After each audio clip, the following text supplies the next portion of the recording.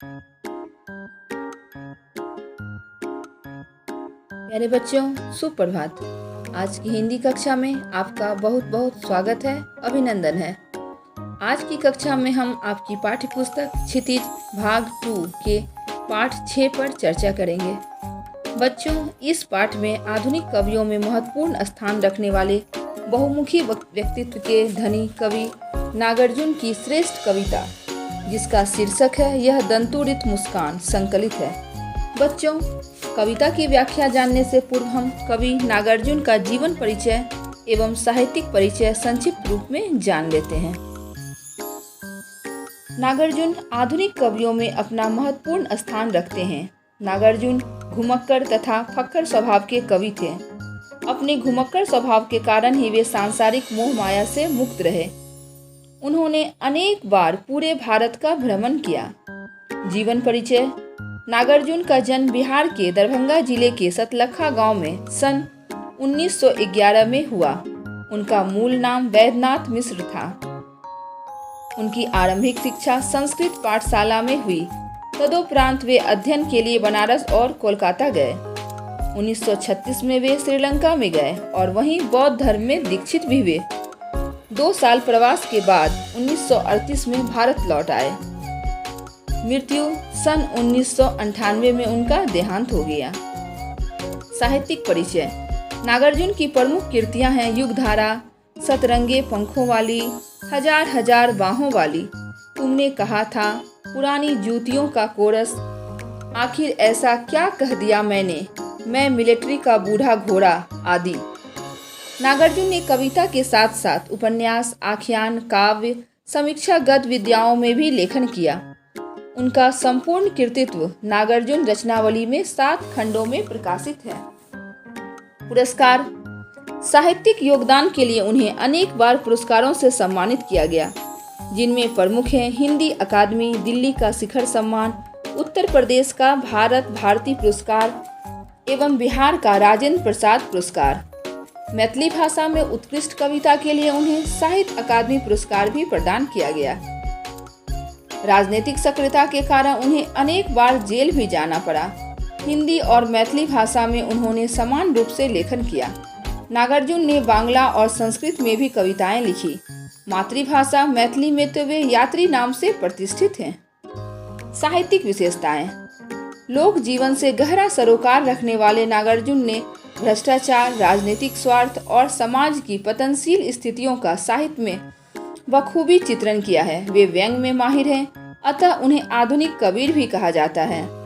छायावादोत्तर दौर के वे ऐसे कवि हैं जिनकी कविता गांव के चौपालों से लेकर साहित्यिक दुनिया में समान रूप से लोकप्रिय रही।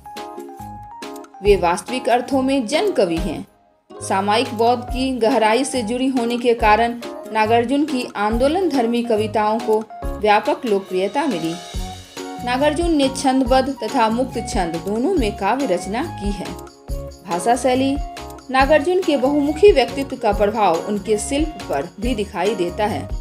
उन्होंने जनसाधारण की बोलचाल की भाषा से लेकर साहित्यिक परिष्कृत भाषा का प्रयोग किया है। उन्होंने नए शब्दों का प्रयोग कर हिंदी भाषा के शब्दकोश की वृद्धि की है। तो बच्चों, ये था नागार्जुन का जीवन परिचय एवं साहित्यिक परिचय। अब आइए हम कविता की ओर चलते हैं। बच्चों, हम कविता का पंक्ति दर पंक्ति वाचन करेंगे एवं इसके भावार्थ को समझेंगे। तुम्हारी यह दंतुरित मुस्कान मृतक में भी डाल देगी जान, धूली धूसर तुम्हारे ये गात, छोड़कर तालाब मेरी झोपड़ी में खिल रहे जलजात, परस पाकर तुम्हारे ही प्राण पिघलकर जल बन गया होगा कठिन पाषाण। बच्चों, दंतुरित मतलब छोटे बच्चों के नए नए दांत जो अभी निकल ही रहे होते हैं। दंतुरित मुस्कान मतलब छोटे बच्चों की मुस्कान। जब बच्चा 6 से 8 महीने का होता है तब वह हंसता है तो उसके 2 नए आगे वाले छोटे छोटे दांत बड़े ही मनमोहक लगते हैं। इसे ही दंतुरित मुस्कान कहते हैं। यहाँ कवि बहुत दिनों के बाद अपने घर लौटे हैं तो अपने छोटे बच्चे की दंतुरित मुस्कान देखकर बोल रहे हैं कि उसकी दंतुरित मुस्कान इतनी मनमोहक है कि मृतक में भी जान डाल देगी।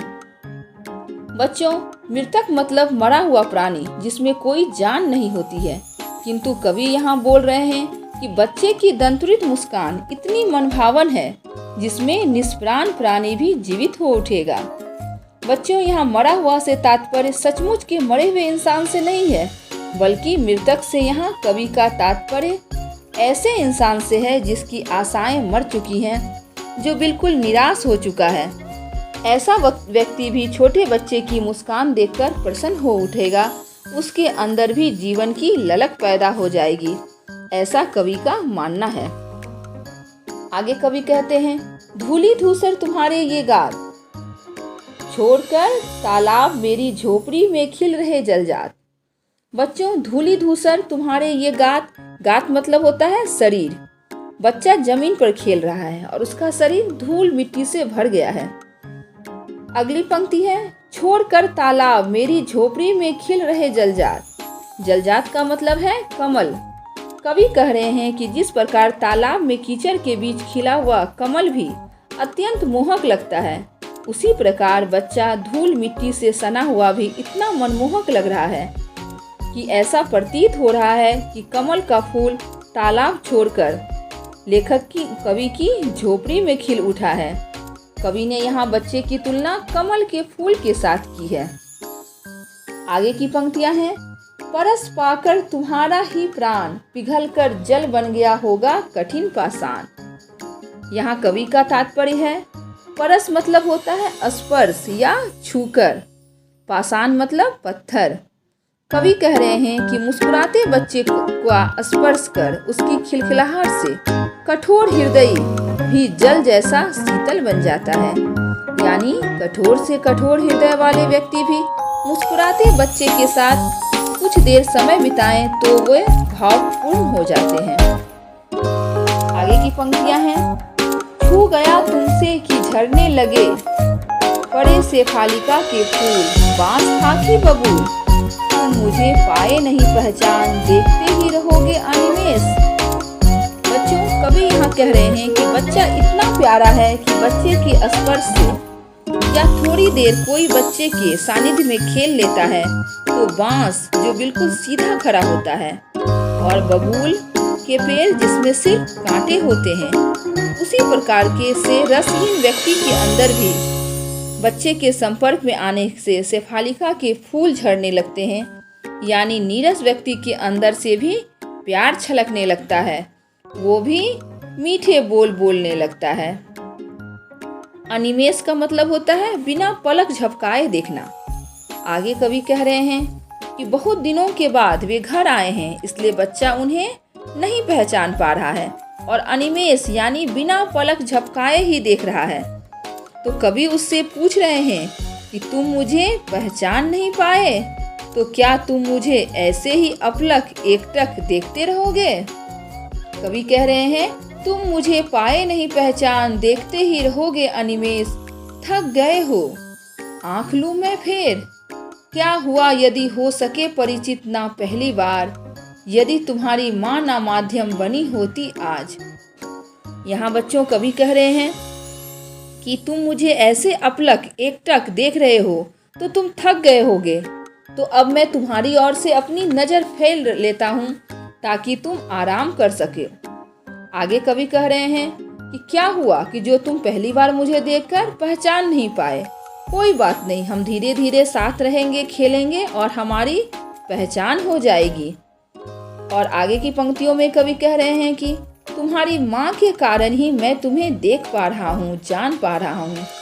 अगर तुम्हारी माँ ने मुझे तुमसे ना मिलाया होता तो मैं तुम्हें ना जान पाता, ना देख पाता, ना तुम्हारी इस मनमोहक मुस्कान का आनंद उठा पाता। आगे की पंक्तियां बच्चों, मैं ना सकता देख, मैं ना पाता जान, तुम्हारी यह दंतुरित मुस्कान, धन्य तुम माँ भी तुम्हारी धन्य, चिर प्रवासी मैं इतर मैं अन्य। बच्चों, इन पंक्तियों के माध्यम से कवि कह रहे हैं कि तुम्हें तुम्हारी माँ के माध्यम से मैं जाना हूँ और तुम्हारी माँ के माध्यम से ही मैं तुम्हें पहचान पा रहा हूँ, इसलिए तुम और तुम्हारी माँ दोनों धन्य है। मैं दोनों का आभारी हूँ जिन्होंने मुझे इस मुस्कान के दर्शन करवाए। यानी बच्चे की माँ के कारण ही बच्चे के दंतुरित मंत्रमुग्ध मुस्कान से कवि ने परिचय प्राप्त किया है, इसलिए वे दोनों का धन्यवाद कह रहे हैं। कवि आगे कह रहे हैं कि मैं चिरकाल से विदेश में रहने वाले व्यक्ति के समान हूँ। चिर प्रवासी मैं इतर, यानी मैं चिरकाल से विदेश में रहने वाले व्यक्ति के समान हूँ। अर्थात जैसे विदेशी दूसरे देश से परिचित नहीं होता, वैसे ही अगर माँ ने अपने बच्चे से मुझे परिचित न करवाया होता तो मैं भी उसकी मनमोहक मुस्कान से परिचित न हो सकता। इस अतिथि से प्रिय तुम्हारा क्या रहा संपर्क, उंगलियां माँ की कराती रही मधुपर्क। देखते तुम इधर कनखी मार और होती जबकि आंखें चार। यहाँ कवि कह रहे हैं कि मैं दूसरा ही बना रहता, मैं उससे अलग ही रहता और बच्चा मुझे ना जान सकता, मुझे अतिथि समझकर ही अनजान बना रहता, किंतु माँ के द्वारा जान पहचान करवाने पर ही मैं तुम्हारे इस मंत्रमुग्ध मुस्कान के दर्शन पा सका। और तुम्हारी माँ ने ही तुम्हारा इतने दिनों तक लालन पालन किया है और मातृत्व युक्त आत्मीयता देती रही, जो कि मधुपर्क के समान है। बच्चों, मधुपर्क कहते हैं पंचामृत को। आप लोगों ने पूजा वगैरह में पंचामृत का जरूर सेवन किया होगा, प्राप्त किया होगा। तो बच्चों, पंचामृत 5 चीज़ों से मिलकर बनता है: शहद, घी, दूध, दही और पानी। तो कवि कह रहे हैं कि वह बहुत समय से बाहर थे, इसलिए बच्चे का ध्यान उसका लालन पालन उसकी माँ ही कर रही थी और बच्चा उन्हें अनजान और अपरिचित समझकर तिरछी नज़र से देख रहा है। किंतु जब दोनों की आंखें मिल जाती हैं तो बच्चा मुस्कुरा उठता है और उसकी यह छोटे छोटे दांतों वाली मुस्कान अत्यंत प्यारी लगती है, मनमोहक लगती है। यहाँ कवि ने कहा है कि देखते तुम इधर कनखी मार और होती जबकि आंखें चार, यानी बच्चा उन्हें अपरिचित समझकर सामने से नहीं देख रहा है, किंतु तिरछी नज़र से देख रहा है और नज़र मिलते ही मुस्कुरा उठता है और तब उसकी उस मनमोहक मुस्कान पर कवि मंत्रमुग्ध हो उठते हैं। मुझे लगती बड़ी ही छविमान। छविमान का मतलब होता है बहुत ही सुंदर, यानी कवि कह रहे हैं हंसता हुआ बच्चा बहुत ही सुंदर, बहुत ही मनमोहक लगता है। तो बच्चों, ये थी आपकी कविता दंतुरित मुस्कान। मैं उम्मीद करती हूँ कि इसका भावार्थ आपको समझ में आया होगा। अब अगले वीडियो में हम इसका प्रश्न अभ्यास हल करेंगे। धन्यवाद।